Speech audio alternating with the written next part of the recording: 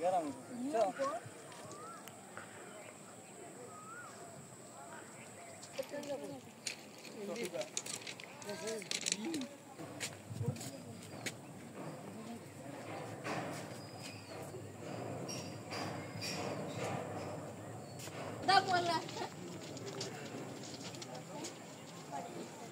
ঘুরে গেছে ওই যে সামনে। আমাদেরও উদ্ধার কার্যক্রমের জন্য রিলিফ ট্রেন ইতিমধ্যে রওনা হয়েছে, আর অল্প কিছুক্ষণের মধ্যে ঘটনাস্থলে পৌঁছাবে। রিলিফ ট্রেন আসার পরে আমরা বগিগুলোকে সরায় ফেলবো, তারপরে কার্যক্রম শুরু হবে। আসলে প্রাথমিকভাবে ক্ষয়ক্ষতির পরিমাণ এখনো বলা যাচ্ছে না। রিলিফ ট্রেন যখন ওই জায়গাটা ক্লিয়ার করে দিবে তারপরে আমরা আরো পরিদর্শন করবো, এবং পরিদর্শন টিম আসছেন, ঊর্ধ্বতন কর্তৃপক্ষ আসছেন। বান্ডেল থাকলে প্রতি সেনমানিতে টাকা বাঁচবে। বিকাশ সেনমানি বান্ডেল কিনে জিতুন প্রতি লেনদেনে।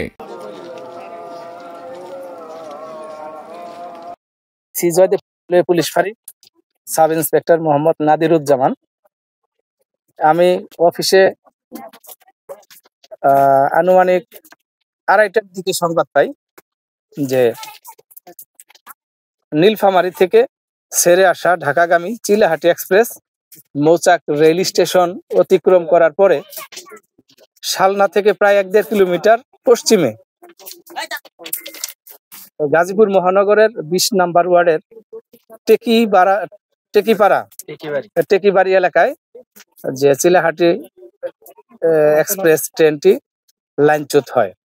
আমরা তাৎক্ষণিক সিনিয়র স্যারদেরকে অবগত করে ঘটনাস্থলে চলে আসি এবং এসে যাত্রী সাধারণদের এবং ট্রেনের সার্বিক অবস্থা পর্যবেক্ষণ করি। ট্রেনের নিরাপত্তা দেওয়ার জন্য চারদিকে বলয় তৈরি করি এবং সর্বশেষ জানতে পারি যে এখানে কোনো হতাহতের ঘটনা ঘটেনি। ট্রেন লাইনচ্যুত হয়েছে কিন্তু ট্রেন পড়ে যায়নি, যার কারণে সবাই নিরাপদে নেমে যেতে পেরেছেন এবং যার যা ছিল সবকিছু নিয়ে ক্ষতিগ্রস্ত 4টা বগি রেখে সামনের বগিগুলোতে যাত্রী সাধারণদেরকে নিয়ে ঢাকার উদ্দেশ্যে রওনা দেয় এবং আমরা এখানে অবস্থান করতেছি। ইতিমধ্যে এই রিলিফ ট্রেন এই ক্ষতিগ্রস্ত ট্রেনটিকে উদ্ধারের জন্য রওনা দিয়েছেন এবং কাছাকাছি চলে এসেছেন।